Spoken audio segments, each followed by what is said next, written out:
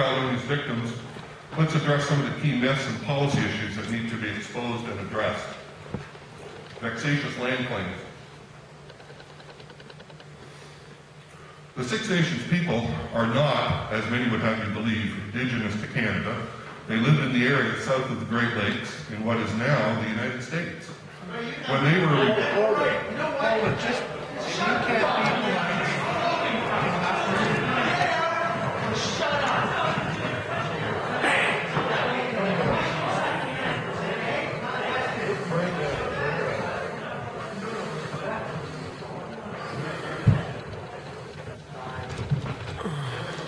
I wonder why they're so desperate to silence the voices of the victims. For 5 years, this is what we've had to deal with. You're seeing it up close now.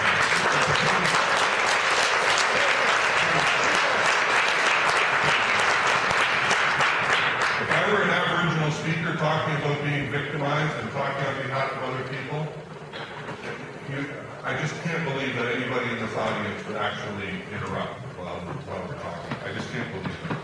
Let's go on. Let's try and go on.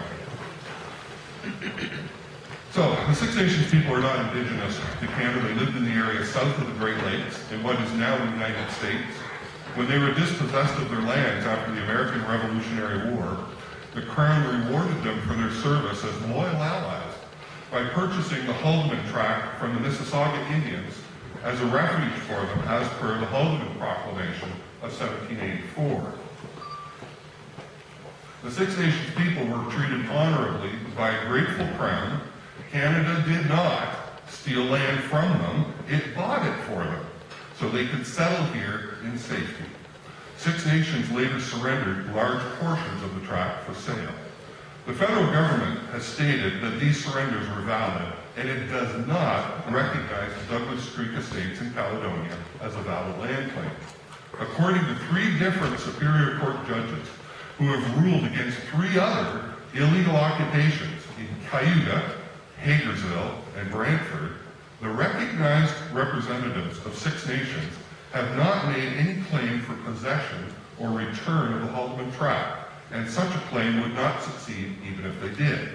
The only claim Six Nations have made is for monetary compensation that may be owing.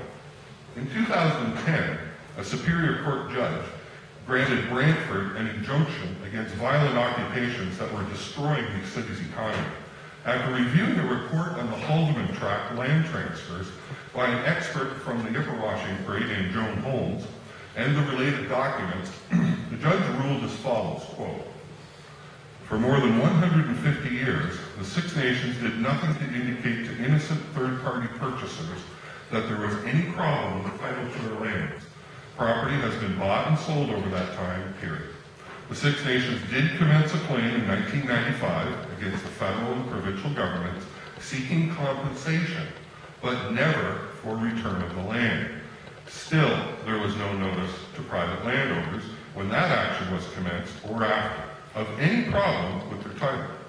It was not until this case commenced that the Six Nations claimed to have the right to control the activities of private landowners on the basis that the private land within the city of Brantford belonged to the Six Nations. I conclude such an argument must fail." 3 separate Superior Court judges. Despite the vacuous nature of their claims, native lawbreakers were able to create a cascade of benefits for themselves. In a letter dated April 17, 2006, the provincial and federal governments attempted to bribe the occupiers to end their occupation with offers that included the transfer of 380 acres of land from a former correctional facility, which was done, the possibility of even more land transfers, research funding for land and resource issues, and funds for, quote, public education regarding land claims. In September 2008, the Turtle Island News reported details of an audit showing that in 1 year, Six Nations received $1,131,382 for negotiations, some of which was paid to members of the Haudenosaunee Development Institute, HDI, and the Haudenosaunee Men's Fire, HMF, who were involved in illegal occupations and intimidating non-native landowners. In other words, the Ontario government's paying money to the people responsible for the lawlessness in Caledonia. Between 2006 and 2007, Brian Jesse Porter, who would eventually be charged for pulling a stolen hydro tower across Caledonia's main road on December 1st, 2007, received $131,240, as stated by Ontario's Ministry of Finance in its Public Accounts of Ontario report. Caledonia is a national security issue, but has never been admitted publicly. What has never been admitted publicly. Excuse me. I'm just warning you one more time. If you don't want to be quiet, we'll have you escorted. It's your choice. I'm asking you to be polite. We're all here to see this presentation. If you don't want to see it, you can leave. If you interrupt one more time, we'll have you escorted out. Just be polite. You might learn something.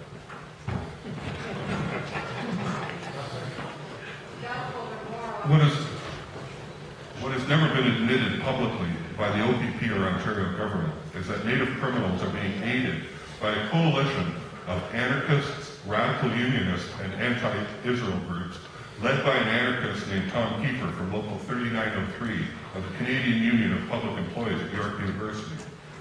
Tom Kiefer and CUPE 3903, with help from other locals from CUPE, CAW, OPSU, CEP, and USW, United Steelworkers, began supporting Aboriginal militants in Caledonia after the failed OPP raid of April 20th, 2006, when police were driven off the occupation site after being attacked with weapons. By this time, according to OPP testimony at the Brown-Chatwell trial, the Caledonia occupation site, was taken over by the Mohawk warriors, which police considered to be, quote, akin to Hell's Angels, a group which was involved in organized crime, cigarette running, with a reputation for physical confrontation and access to guns, including assault rifles. The warriors murdered Quebec Police Corporal Marcel Lemay in Oka, and they were in Ipperwash during the violent takeover of the Canadian Forces base there, which led to the death of Dudley George, and further intimidation of the residents. In addition to supporting the warriors, Kiefer states in a November 15, 2009 report, his coalition is, quote, working closely with the Haudenosaunee Men's Farm, HMF. On April 3, 2009, the Superior Court judge ruling against the HMF illegal occupation in Hagersville said that they had engaged in, quote, extortion, intimidation, nuisance, trespass, and inducing breach of contract. Members of CUPE 3903 were, according to the report, quote, present on the barricades when Six Nations militants blockaded the major Highway 6 bypass around Caledonia for 4 days in April 2008, and they actually contributed financially to this illegal action. Kiefer and CUPE worked with the anarchist Black Cross Federation and the Fredonia Anarchist Foundation.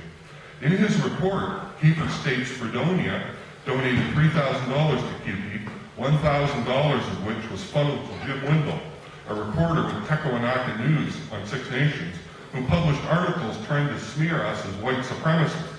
After we filed the lawsuit, the Teka's publisher printed a clarification saying it had no evidence. This is a Six Nations paper that smeared us as white supremacists, said they had no evidence we were associated with white supremacist groups. Fredonia also gave money to an anti-capitalist newsletter in Toronto called Basics. Editor Steve De Silva was an invited speaker at a Kiefer/CUPE June 23, 2009 anti-Caledonia protest in Cayuga. Basics' MySpace page provides a list of his heroes, include Mao Zedong, Marx, Lenin, Che Guevara, Fidel Castro, Malcolm X, and the Black Panther Party. Friends of Basics include Free Palestine, which uses a logo showing Che Guevara under the slogan Palestina Libre. This is a picture of the Palestinian flag flying on the occupied Douglas Creek estates, along with both the Six Nations and the Mohawk Warriors flag. It was placed there by the Niagara Palestinian Association on May 3, 2006. This is the Vice President of the Canadian Arab Federation, Ali Mala, in the 2006 protest, walking beside someone carrying a Mohawk warrior flag and another carrying the portrait of Hassan Nasrallah, leader of the terror group Hezbollah. On November 27, 2006, the Canadian Arab Federation petitioned the Canadian government to have both Hezbollah and Hamas removed from the list of terror organizations. This is another picture of Canadian Arab Federation Vice President Ali Mala speaking beside the Mohawk warrior flag. This picture shows the warrior flag with an anti-Israel poster depicting the Israel Defense Forces as heartless murderers intentionally dropping a bomb on a child, and a Jew as a hooded executioner. Another group active in supporting the lawlessness in Caledonia is the Christian peacemaker teams.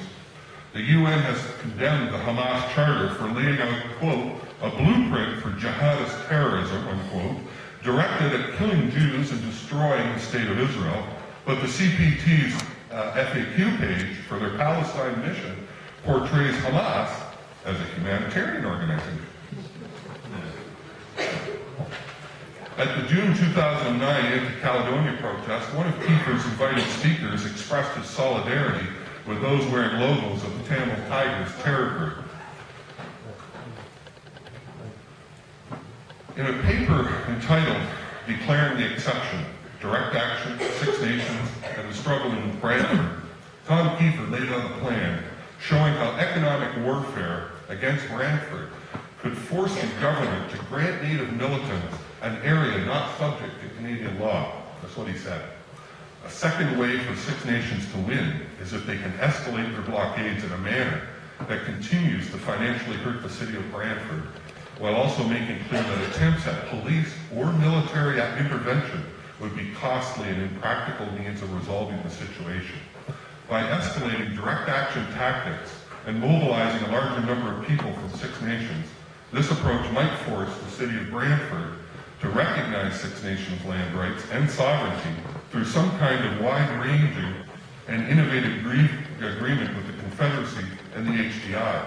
Those are the groups responsible for all the lawlessness in Caledonia.